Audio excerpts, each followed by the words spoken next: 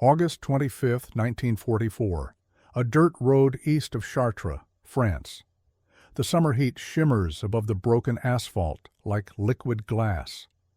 Dust rises in columns that stretch toward a cloudless sky, and through that dust comes a sound, a rumble that begins as distant thunder and grows into something alive, mechanical, relentless. A German reconnaissance patrol, 5 men in ragged Wehrmacht uniforms, crouches in the tree line watching. Their faces are gaunt, their boots held together with wire and strips of canvas. They have been surviving on horse meat and stolen vegetables for 3 weeks. Behind them, their motorcycle lies hidden beneath branches, its fuel tank long empty. One of them raises his hand. The rumbling grows louder. Then they appear through the haze. Trucks, not dozens, not hundreds, thousands. American GMC 2.5-ton cargo trucks in an unbroken column that stretches beyond sight in both directions, each one loaded with jerry cans of gasoline, crates of ammunition, barrels of oil. The trucks move bumper to bumper at speeds that seem impossible on these damaged roads, their engines roaring in chorus, their canvas covers snapping in the wind they create. The German soldiers watch in silence as this river of machinery flows eastward, toward the front lines, toward Patton's Third Army. They count the trucks until counting becomes meaningless. 50, 100, 500. The column never ends. One German whispers to another, "Das ist unmöglich." Impossible. But the trucks keep coming. Every 40 seconds, another vehicle passes. The patrol watches for nearly an hour before the column finally thins, and in that hour, they witness more supply trucks than their entire division has possessed since the invasion began. When silence returns to the road, the 5 men remain motionless, staring at the settling dust.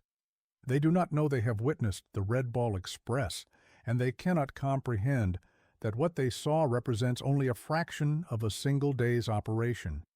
They cannot imagine that this convoy, this endless stream of American abundance, delivers 12,000 tons of fuel every 24 hours. To men who have been rationing gasoline by the liter, who have abandoned tanks and vehicles by the hundreds for lack of fuel, such numbers exist beyond the boundaries of warfare as they understand it. The German soldiers' conception of logistics in August 1944 was shaped by years of scarcity, masked as efficiency. The Wehrmacht had conquered continental Europe through audacity and speed, but it had done so on captured fuel, commandeered railways, and horses, millions of horses that pulled supply wagons just as they had in the wars of previous centuries. Even at the height of Germany's military power, its supply lines had been fragile threads stretched across vast distances, vulnerable to weather, terrain, and the constant shortage of petroleum. German tactical doctrine emphasized lightning advances, followed by operational pauses to allow supplies to catch up, because the infrastructure to sustain continuous offensive operations simply did not exist within the Reich's military apparatus. By the summer of 1944, those supply difficulties had transformed into a catastrophe that would prove more decisive than any single battle. The Allied invasion of Normandy in June had trapped German forces in a defensive posture that consumed ammunition and fuel at rates their logistics network could never sustain. The Luftwaffe, which had once terrorized European skies, flew fewer sorties each week not because of pilot shortages or aircraft losses, but because aviation fuel had become so scarce that operational squadrons received priority allocations measured in hours of flight time. German panzer divisions reported to headquarters that tanks sat immobilized for days, awaiting fuel deliveries that arrived in dribbles, if they arrived at all.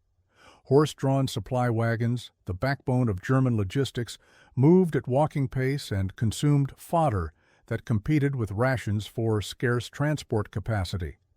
Into this landscape of deprivation came the American Third Army under Lieutenant General George S. Patton, and with it came a supply operation that functioned according to principles the German military had never imagined possible.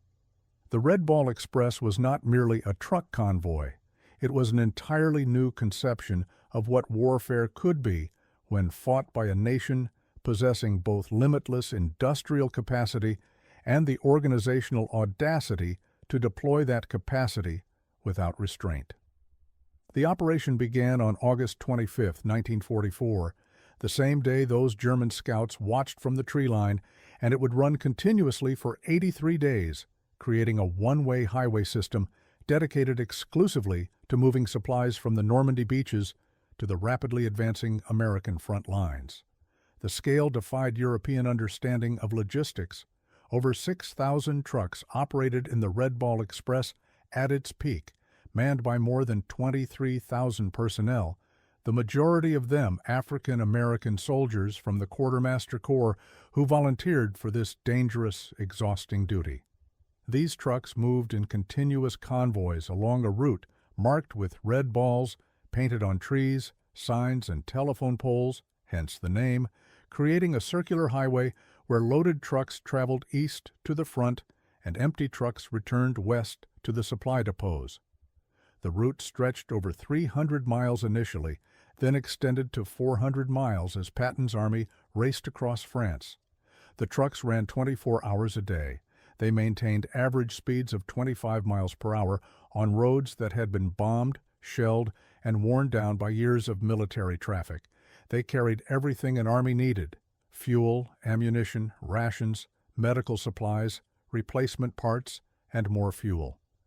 But it was the fuel that mattered most: 12,000 tons per day. The number becomes abstract until you break it down into what it meant in practical terms. Each 2.5-ton truck could carry roughly 200 gallons of gasoline in jerry cans. To deliver 12,000 tons of fuel required approximately 6,000 tons of that load to be gasoline, the rest being diesel, oil, and aviation fuel. 6,000 tons of gasoline equals roughly 1.8 million gallons every single day.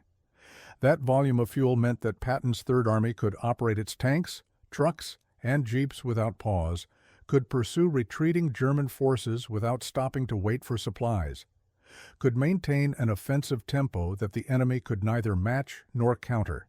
The German scouts who watched that convoy pass understood none of these calculations, but they understood the physical reality before their eyes. American abundance was not a propaganda myth or an exaggeration. It was a tangible force rolling down French roads in a procession of machinery that seemed to have no beginning and no end.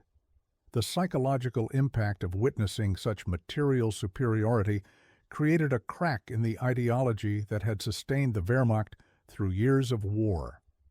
German soldiers had been told that American troops were soft, that American industry was decadent and inefficient, that American will would crumble under determined resistance.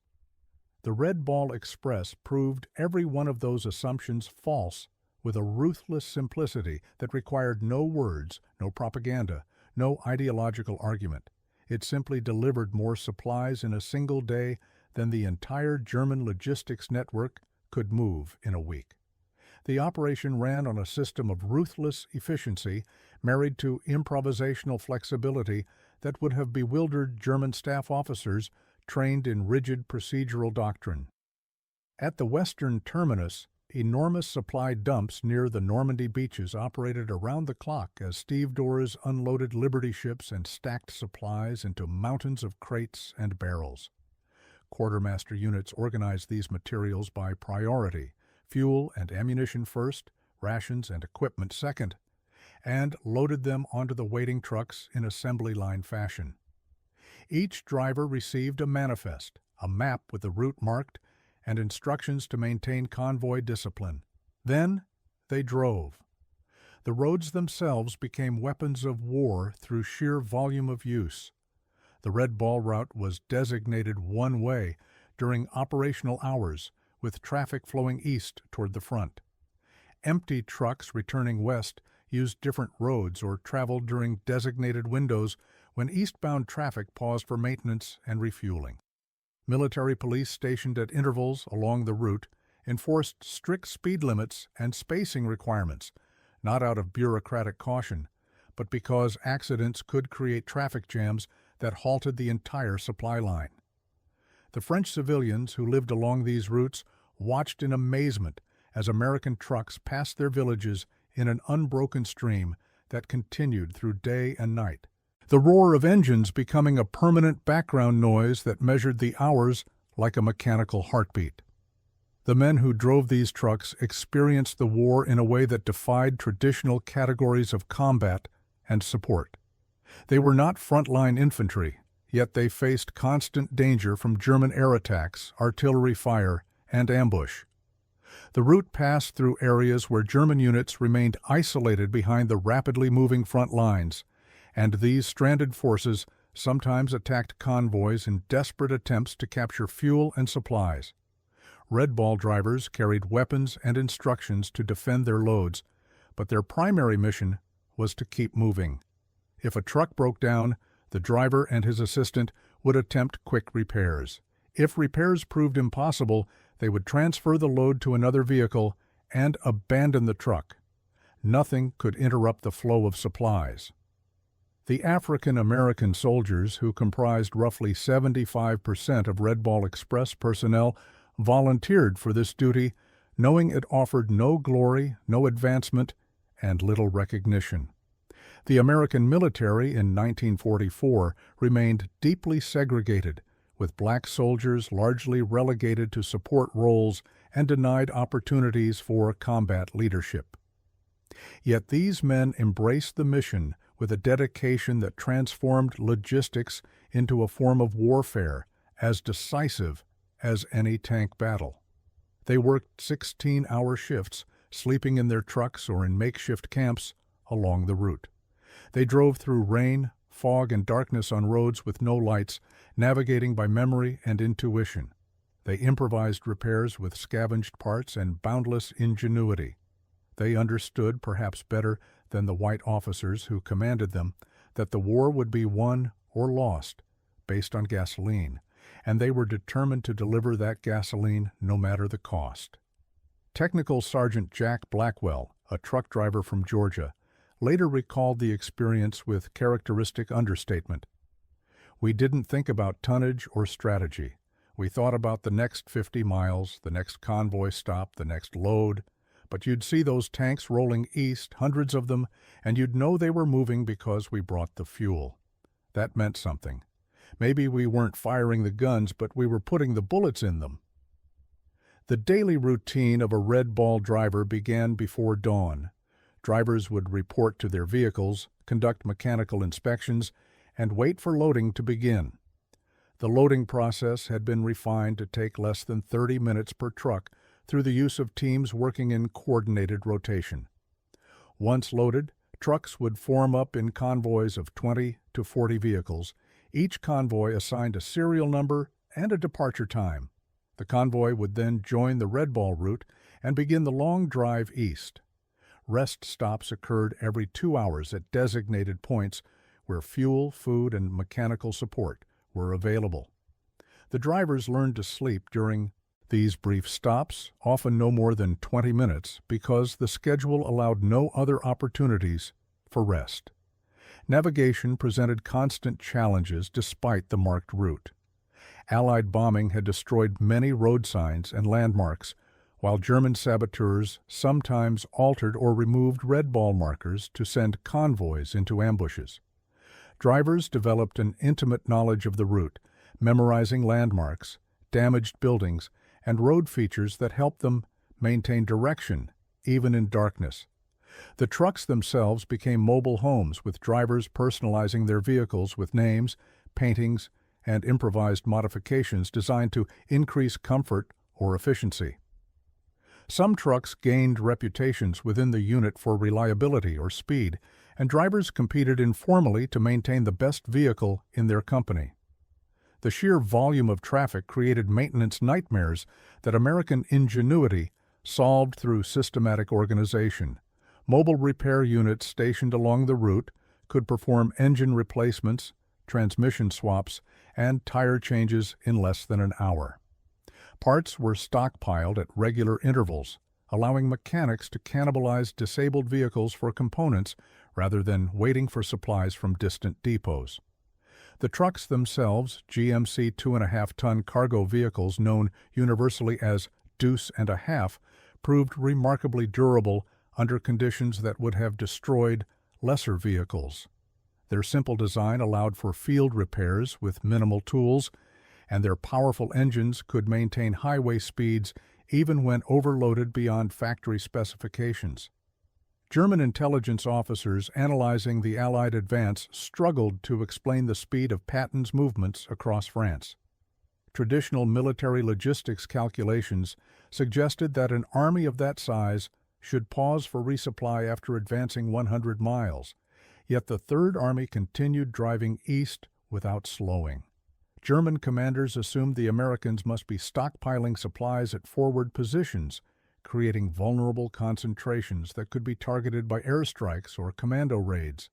They never imagined that the supply line itself had become mobile, that thousands of trucks moving in continuous rotation could deliver more material than any fixed depot could store. Wehrmacht after-action reports from this period contain repeated references to American supply convoys encountered during reconnaissance or retreat operations. These reports describe the convoys in terms that reveal a growing sense of futility among German officers. One report filed by a Panzer Division commander in early September 1944 notes, "Enemy supply traffic observed on roads southeast of Reims exceeds anything in our experience. Continuous columns of trucks moving east suggest the Americans possess unlimited fuel reserves, our own supply situation critical. Recommend immediate withdrawal to defensible positions before enemy exploitation of material. Advantage becomes complete." The recommendation was denied. Hitler's directives demanded defensive stands and counterattacks that consumed the Wehrmacht's remaining fuel reserves in operations that achieved nothing but delay. German tanks that could have retreated to form new defensive lines instead sat abandoned beside French roads, out of fuel, while their crews walked back toward Germany, carrying whatever weapons they could salvage. The contrast between American abundance and German scarcity had become so extreme that it ceased to be merely a military advantage and became instead a crushing psychological demonstration of ideological failure. The recurring symbol of this abundance was the jerry can itself, those rectangular metal containers that gave American supply operations their distinctive appearance and sound. The jerry can had actually been a German invention, a brilliantly designed fuel container that was superior to the flimsy American equivalents. Allied forces had adopted the design and manufactured millions of them, creating what became the universal fuel container of the war. Each Red Ball truck carried dozens of jerry cans, stacked and secured with practiced efficiency. When a truck reached its destination, soldiers would form chains to pass the jerry cans from truck to storage area, the metal cans clanging against each other in a distinctive rhythm that frontline troops learned to associate with relief and resupply. For German soldiers listening in their foxholes and bunkers, that clanging sound represented everything they had lost. It was the sound of an industrial economy functioning at full capacity, shipping its products across an ocean, and then distributing them with casual efficiency to armies hundreds of miles from the nearest port. It was the sound of a war already won, though the fighting would continue for months more.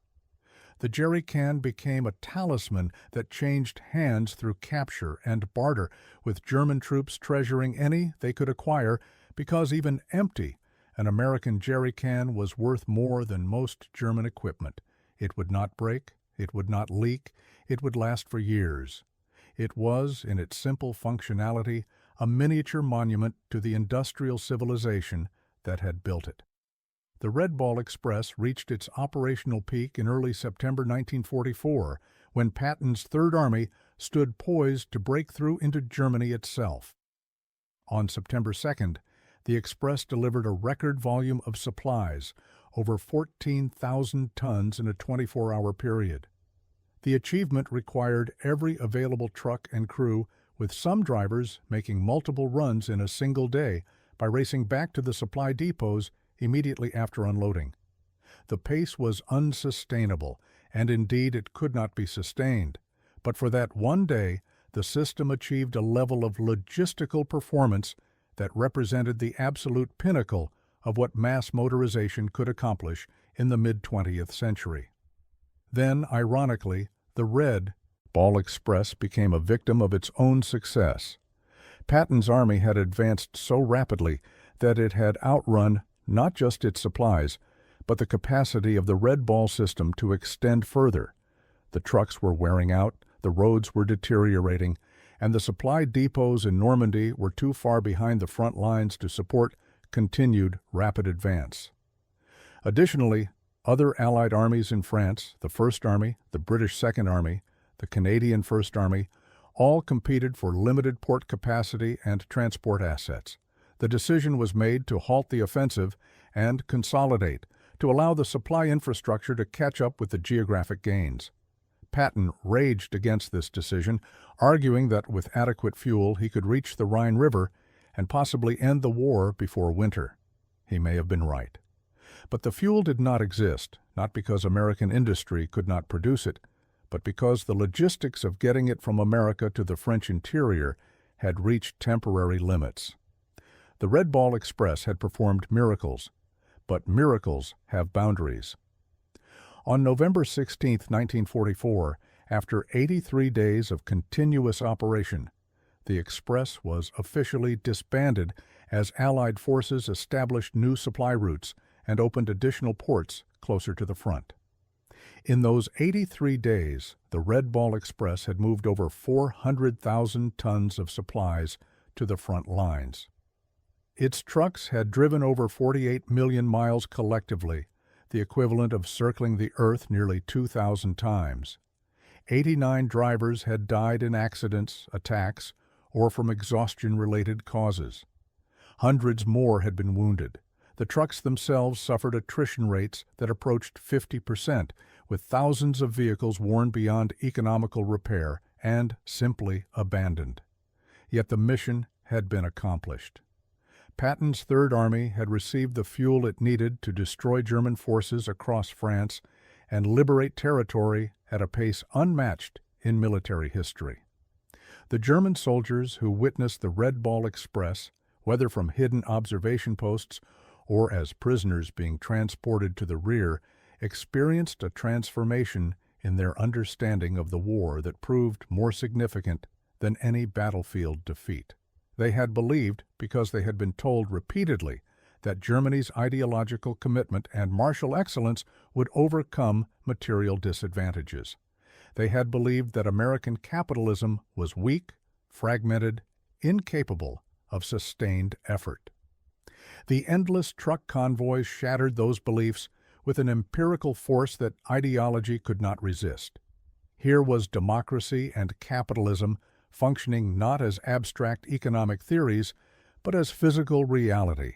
Thousands of young men, most of them Black Americans, fighting for a country that denied them full citizenship, choosing to volunteer for exhausting, dangerous work because they understood that freedom required material support as much as martial courage.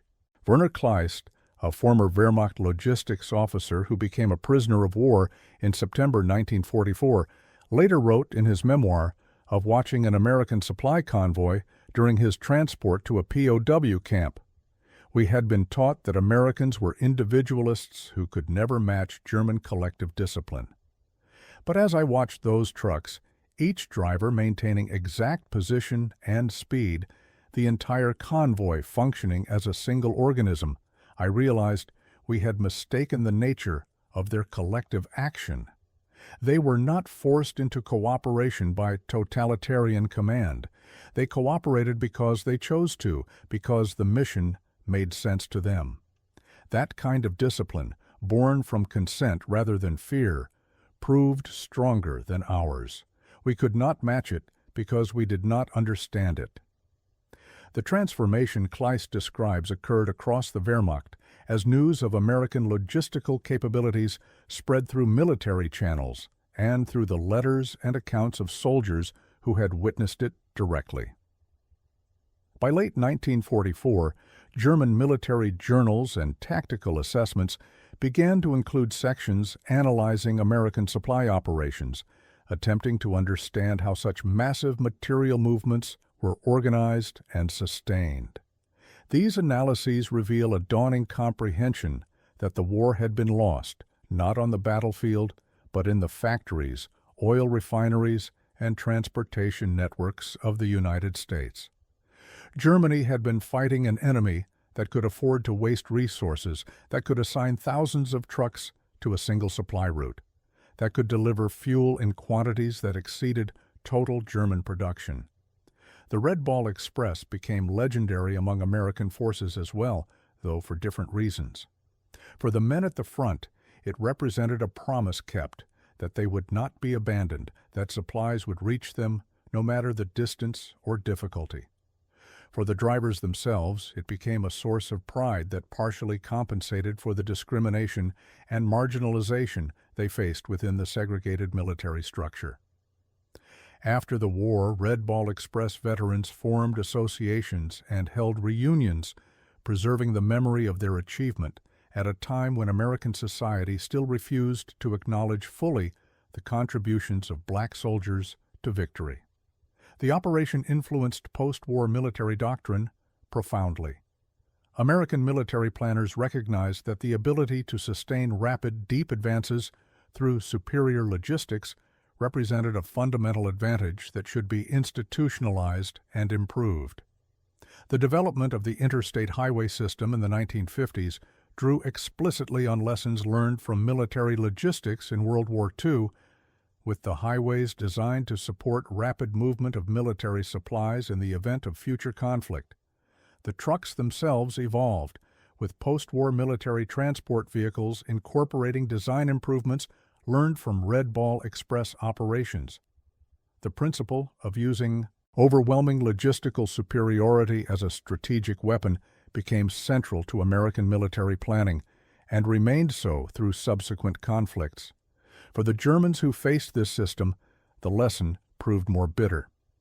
In the years after the war, as military historians and former officers analyzed the defeat, the role of logistics emerged as perhaps the single most decisive factor. German tactical excellence, individual soldier quality, and weapon system sophistication had all proven insufficient against an enemy that could deliver 12,000 tons of fuel per day to armies hundreds of miles from their ports. The romantic notions of warfare as a test of national will and martial spirit died in the dust of French roads where American trucks rolled eastward in columns that never ended. The epilogue to the Red Ball Express story unfolds across decades of consequences and memories. The drivers returned home to an America that still practiced segregation, that still denied them equal access to housing, employment, and political power. Many of them channeled the organizational skills and confidence gained from their wartime service into the emerging civil rights movement, understanding that the same principles of sustained effort and collective action that had moved supplies across France could be applied to moving a nation toward justice. The connection between military service and civil rights activism became explicit in the 1950s and 1960s as veterans demanded that the democracy they had defended abroad be extended to them at home. The trucks themselves, most worn beyond practical use, were sold as surplus or scrapped for metal. A few survived in museums and private collections, their olive drab paint faded, their engines silent, but their presence still evoking that remarkable moment when American industrial capacity transformed logistics into a decisive military weapon. The jerry cans, far more durable than the trucks that carried them, remained in use for decades after the war, spreading across the world through military surplus sales, still recognizable by their distinctive shape and unmatched functionality. The roads of France, those arteries through which the Red Ball Express flowed, returned to civilian use but bore permanent scars from the passage of thousands of heavily loaded trucks. In some places, the route of the express can still be traced through damage patterns visible in the pavement, through wider shoulders created to accommodate military traffic, through the placement of villages and towns that benefited from the improved road access created by wartime necessity. Local French residents who witnessed the convoys passed down stories to their children and grandchildren, preserving memories of the American trucks that rolled past in endless succession, day and night, carrying the material means of liberation. The symbolic power of the Red Ball Express transcended its immediate military purpose to become a metaphor for American capability and commitment. In a war defined by competing ideologies, where fascism claimed that authoritarian efficiency would triumph over democratic chaos, the Red Ball Express demonstrated that democracy could organize, coordinate, and execute complex operations with an effectiveness that totalitarianism could never match. The operation succeeded, not despite the voluntary cooperation of its participants, but because of it. The drivers chose to work those exhausting shifts, chose to maintain discipline and performance standards, chose to embrace a mission that offered them no personal glory because they understood its importance to the larger cause. That choice, multiplied across 23,000 personnel and sustained for 83 days, generated more military power than any amount of coerced labor could have produced. It was a principle the fascist powers never grasped because it contradicted their fundamental assumptions about human nature and social organization. They believed that strength came from obedience to hierarchical authority, that efficiency required the suppression of individual autonomy. The Red Ball Express proved them wrong with a simple demonstration. Free people working together toward a common goal could outperform any system based on compulsion and fear. The jerry can sits in the museum case now, its metal dented from use, its khaki paint chipped and faded. The label on the display reads, "Fuel Container, U.S. Army 1944, used during Red Ball Express operations in France." Children press their faces against the glass, seeing only an old gas can, unable to imagine the weight of it when filled, the clang of dozens of them stacked in trucks, the sound of them being passed hand to hand in the darkness while artillery rumbled in the distance. But their grandparents sometimes stop at this display and pause, remembering stories they heard long ago, understanding that this simple object represents something more than fuel or logistics or military history. It represents the material foundation of freedom. Liberty requires defense, and defense requires supply, and supply requires the kind of sustained organizational effort that only free societies can truly generate. The authoritarian powers looked at democracy and saw weakness, division, inefficiency. They miscalculated fatally. Democracy proved capable of mobilizing resources and coordinating action on a scale that totalitarianism could not match, precisely because democratic mobilization drew on consent rather than compulsion, on voluntary cooperation rather than forced obedience. The Red Ball Express delivered 12,000 tons of fuel per day to Patton's army, but more fundamentally, it delivered proof that the ideology of freedom could win not just moral arguments but material contests, not just battles of ideas but battles of production and logistics and sustained effort. That proof echoed across the decades that followed through the Cold War and beyond, reminding both Americans and their adversaries that a nation which trusts its citizens to organize themselves voluntarily possesses advantages that command economies can never replicate. The German scouts who watched from the tree line that August morning in 1944 could not know they were witnessing the future. They saw only trucks, an endless procession of vehicles carrying supplies forward to armies that would soon drive them into retreat and eventual surrender. But in those trucks rolled something more than fuel and ammunition. In those trucks rolled the practical demonstration that abundance defeats scarcity, that cooperation defeats coercion, that freedom possesses its own form of discipline more powerful than any enforced from above. The rumble of engines faded into history, but the lesson remained. A jerry can of fuel, multiplied by millions, delivered by thousands of volunteers working to exhaustion, created the material foundation upon which armies advanced and tyranny fell. The mathematics were simple. 12,000 tons per day equals victory. But the principle was profound. Free people, working together by choice rather than compulsion, generate power that autocracy cannot comprehend and cannot defeat. That is what the Red Ball Express proved on the roads of France in the summer of 1944. And that is what the jerry can represents in its museum case today, not just fuel for tanks and trucks, but fuel for the engine of liberty itself, delivered faithfully, abundantly, impossibly, until the war was won and freedom secured.